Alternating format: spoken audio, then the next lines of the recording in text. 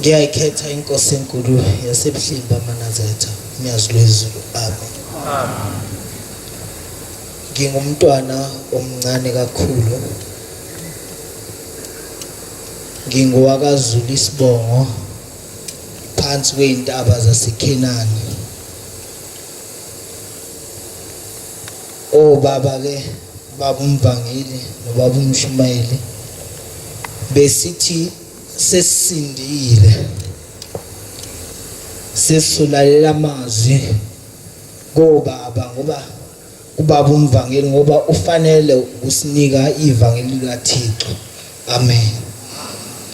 Kodwa ke uthi umvangeli sizingana siphakame sibhibhidle. Ngiyacela inkosi yamazwi nomhlaba Mnyazi lwezulu kuba nkosi usondeze nkosi ingilo zakho zasezulwini zisipha amazwi athandwa nguwe nkosi yamakhosi nazo kwenza leli bandla lakhe elikhulu kangaka elapha phambi kwaleli thempeli laseSandanezwe liphume lonke liphilile. Abagula nkosi baphume bephilile. Abanokudinga nokweswela baphume lokudinga nokwesela kwabo sebenethemba lakho Mnyazi lwezulu ukuthi kuzophela. Ngizicelela mina ke nomfowethu esinikwe naye. Nkosi yamakhosi ngiyakhumbula ngelinye ilanga enye insizwa inomngani wayo bezwana kakhulu kodwa lo mngani wayo wayengasili iNazaretha yona yayiNazaretha lensizwa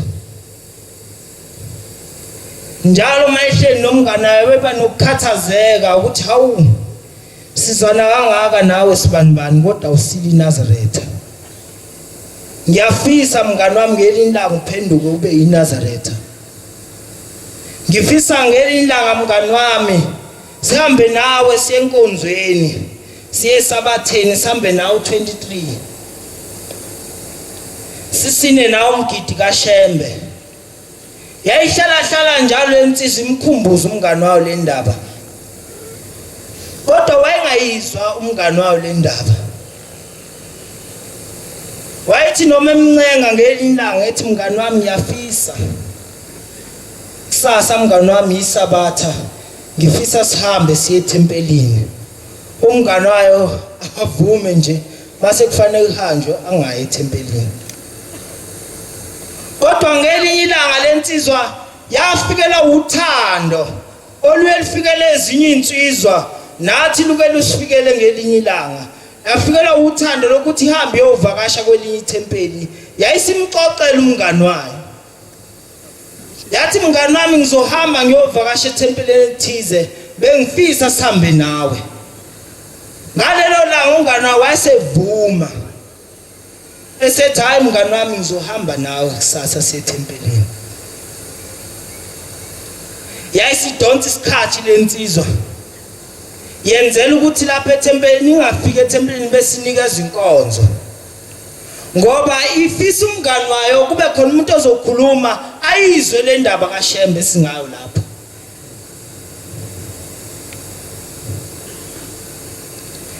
Ithi lensizwa yathi mayisifika ethempelini ifika late yayisibona ubaba umvangeli ngaphakathi ethempelini yayisiba nokuthokoza okukhulu ngoba yayimazi ubaba umvangeli ukuthi uma ngabe nikezwe umsebenzi kaNkuluNkulu bonke abantu abasuke bekhona ethempelini akwenzeke kuphunywe ethempelini engazange ngikhethe inkosi ngendlela akhuluma kahle ngayo ngoShembe. Khona abantu abaphiwe bantwana basezulwini ukukhuluma kahle ngoShembe. Nomuntu ongayigqokile ingubo aphume eseshintshile esazi ukuthi lo Shembe lo uNkulunkulu ngempela.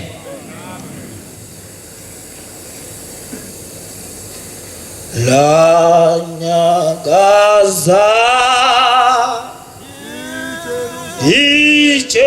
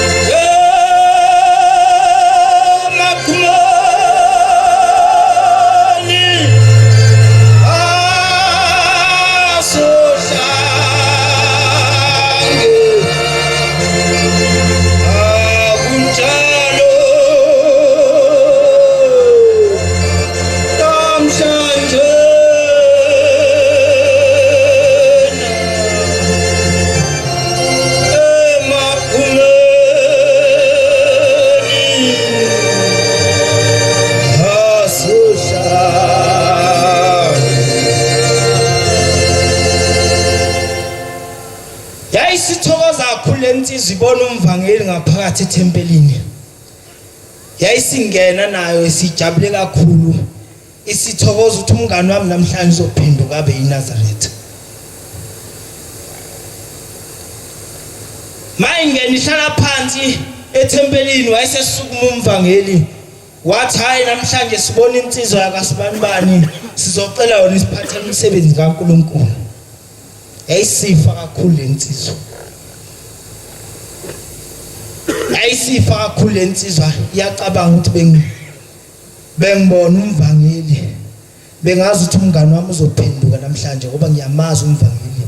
Mephethe indaba kaShembe uyiphatha kahle.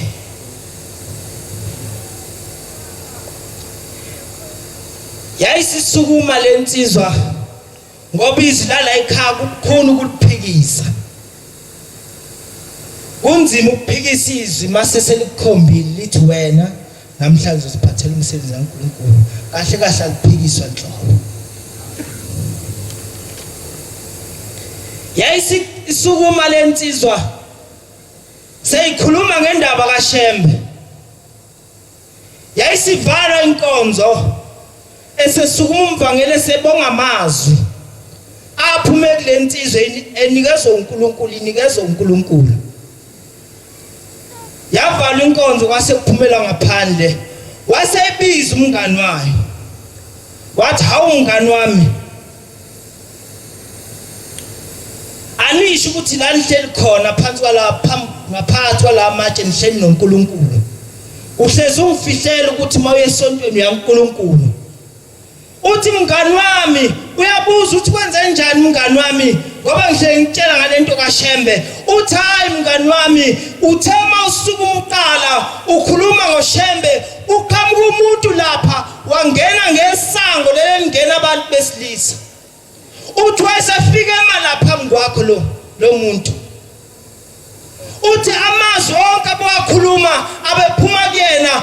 Uthi lo muntu ubefike avala isandla kanjena ebese dedela ebese ukhuluma wena ngoShembe. Uthi aphinde futhi asivala isandla ebese dedela ebese ukhuluma ngoShembe. Uthi usewaqeda mngani wami, uthema suqedile wayesesonga izandla lo muntu wasephindele emuva esephuma esehamba. Uthi mngani wami suka namhlanje ngizoba yiNazaretha. Ngoba ngibona ukuthi la nihleli khona nihleli noNkulunkulu. Bantu abasezulwini asizela mahala lapha. Size uNkulunkulu owunyazi lezulu. Ngiyakhumbula ngelinye ilanga uma ngicela umsebenzi uNkulunkulu,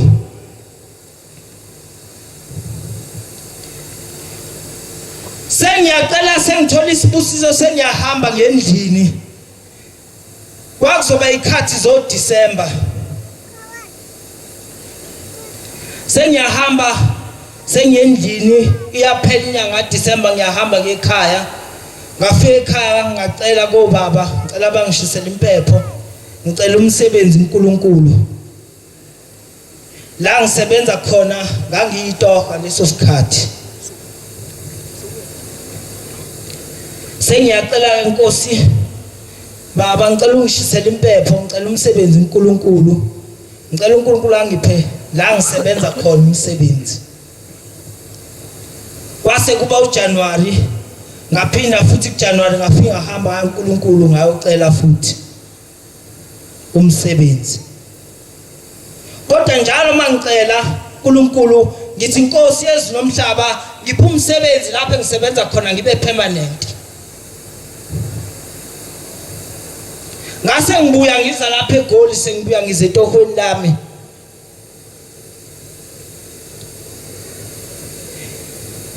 Ngelinye ilanga ngilele ebusuku sengiyazibona ngimi kulayini, kodwa ngalelo langa kwakunelisa inkosi ilanga ngoba ngabona yona. Ngimi kulayini ngangu number 2 kubantu ababezocela, ngimbonanga lo engaphambi kwami ukuthi kwakubani. Kodwa ngayizwa inkosi imbusisa. Ngase ngisondela nami senginikela inkosi yamakhosi, ngathi ngakhulumi, yathi mfana wami utheni, uthe ucela umsebenzi lapho opermanent emsebenzini. Ngathi baba inkosi yamakhosi, yathi inkosi ibusisa uzothola umsebenzi. Manje sakuphelanga ngisho amasonto amabili. Uma silapha siNkulunkulu. Wazani lonke sizwe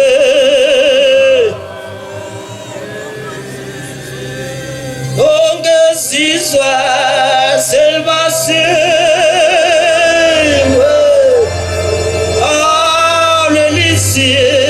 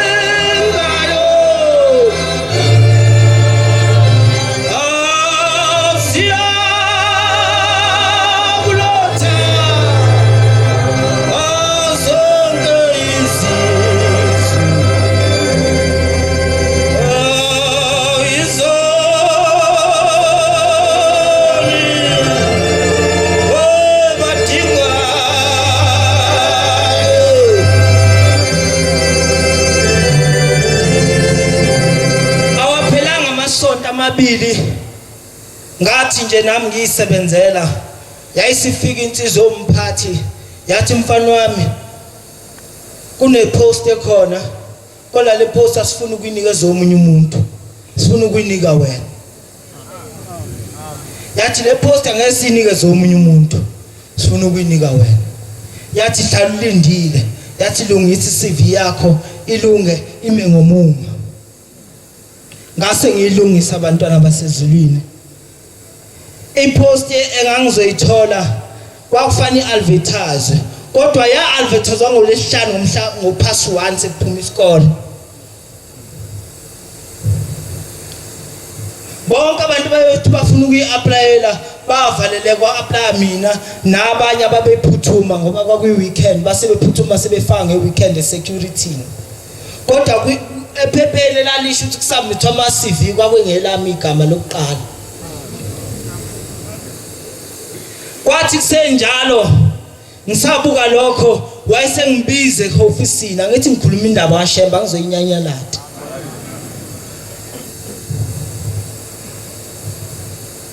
wayesengibize e-ofisini wathi mfana wami phuthuma uye kwi-HOD khona ezomnikeza yona ngikhuluma ngoShemba wafika ebusuku wathi uzowuthola lo msebenzi ngathi ngingena lapha kwakufanele ngingenwe khona ngiyo-interviewer ngase ngazi ukuthi ubani uzombuza ukuthi ubani uzombiza ukuthi uba uzombiza ukuthi sengikwazi nama-answer akhona wonke ngegama loNyazi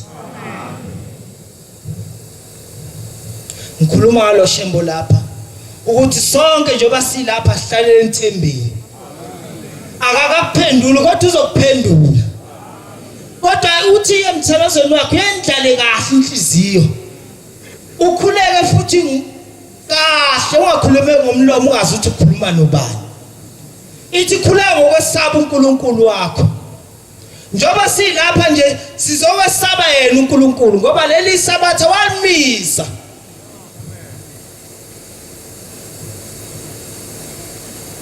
walimisa leli sabatha wathi lumkhosi wentethelelo manje njengoba silapha nje size uNkulunkulu futhi njengoba singenile lapha wazi inhliziyo yakho ngamunye lapha endlini uyayazi ukuthi ifisani necabanga ngokubi futhi uyayibona ngelinye ilanga bantwana basezulwini kufika inkosikazi ethile phambi kwenkosi inkosi ilanga le nkosikazi iyagula kakhulu isithi inkosi ilanga izobazocela nabantu ukuthi inkosi ilanga ithandazele lo mama uyagula kasindu sehamba ibhedlela uhamba konke zonke indawo ongayicabanga ithi ke inkosi ilanga mletheni lapha yayisithatha iumbrella seyibeka phezu kwalo mama ithema ibeka phezu kwale umbrella yasuka esandleni senkosi ilanga yahlala lapha wathi thatheni lethe lapha iumbrella waphindwa wayibeka yasuka lapha enkosini phezu kwalo mama yahlala lapha yayisinkosi ilanga sithi yekeni yayisimbeka isandla wase kukhuluma indoda kuye yayisithi le ndoda ithi inkosi ilanga kulo mama khuluma wena demoni ubani wase kukhuluma indoda kulo mama ithi inkosi yamakhosi mina ngisili demoni kodwa mina ngumkhulu walengane usibani ufunani nalapha ngoba ngangikwazi wena ngangithi mangiyobusa imgidi ngifice emgidini ngangithi mangiyobusisa ngiyemthanazweni ngene esabatheni ngifice esabatheni la hlatshelwa khona wawusuku khona noma kusetshenzwa kuhlungi wawusuku khona ithayi baba Nkosi yamazwi lomhlaba mina nganginenkinga eyodwa emhlabeni nganginenkinga yomona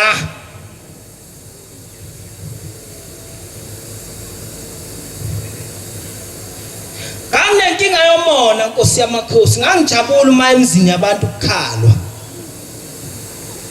uthi lento ngayenza lento ngaze ngayifaka kulapha ebantwaneni bami lento ukuthi makukhalwa la ngakhele khona isililo sikhale ngapha sikhale ngapha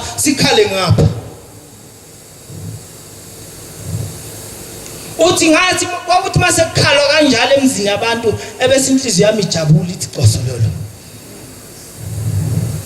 uthi kodwa Nkosi kwenzeka ngahamba emhlabeni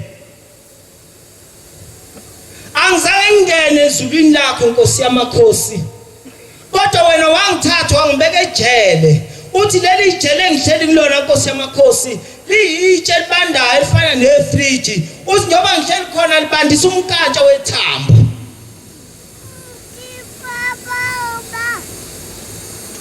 uthi le ngane Nkosi yamakhosi ayiguli kodwa mina engihleli kuyona ngoba Nkosi ngifuna intethelele eqhamuka kuwe nyazi langa lamalanga ithi ka inkosi ngase ngithi ebantwaneni ababehamba lo mama abahamba ofuna inkomo uthi ayisikhala kakhulu lendoda lapha ekhala kulo mama yathi hayi Nkosi yamakhosi bangayilethi inkomo zize zibe 10 ngeke ngize ngithe ngeke Nkosi yamakhosi ngize ngiphume Nkosi la wangibopha khona inhliziyo nomona engamfisela omunye umuntu into enhle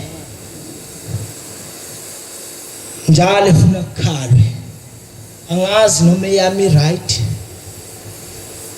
iyamfisela nomunye umuntu into enhle mangibona into enhle komunye ngiyajabula yini ukuthi hawu Nkosi yamakhosi ngikhumbulile ubani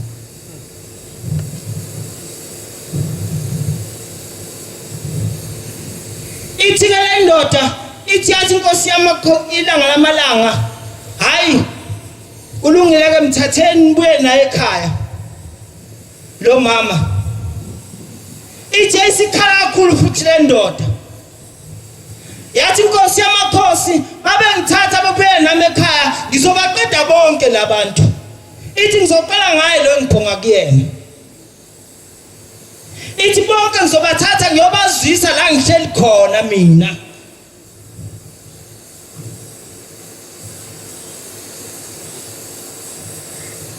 enhliziyo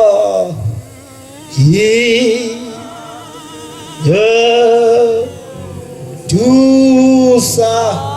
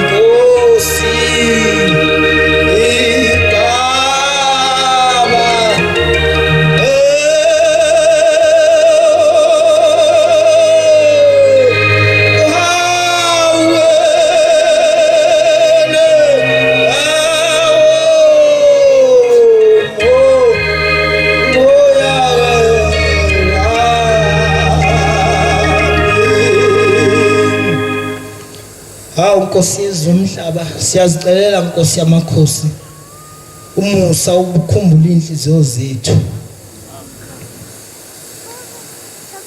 Khumbula Nkosi inhliziyo zethu zenze Nkosi zifanele wena.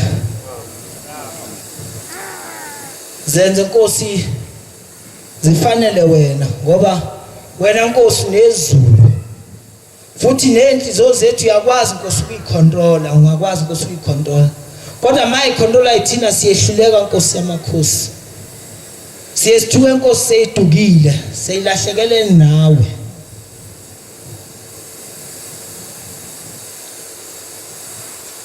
Ithi ke inkosi yamakhosi ngabe sengimthandazela lo mama wayesephila la selikhulula leli ikhehla elalikhala kuye. Kodwa bengakuhle uma singakhumbula abantwana basezulwini ukuthi njoba silapha nje sizoncenga ngoba kulezi insuku kuhamba omncane kuhamba omdala. Engathi uNkulunkulu bengasenza senze kahle phambi kwakhe, sihambe kahle phambi kwakhe.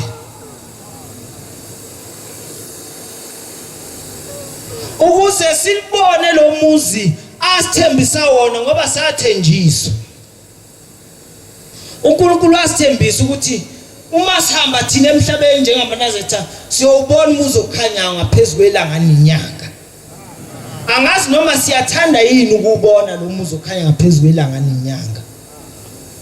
Kodwa masithanda ukubona abantwana basezulwini sicela uNkulunkulu asenze inhliziyo zethu zivume ukukhonza yena. Zivume futhi nokwenza kahle. Nkosi yezulu nomhlaba amazwi Nkosi obungiphe wona sekufika lapho wona ngicela ukudlulisela kumfowethu. Amen.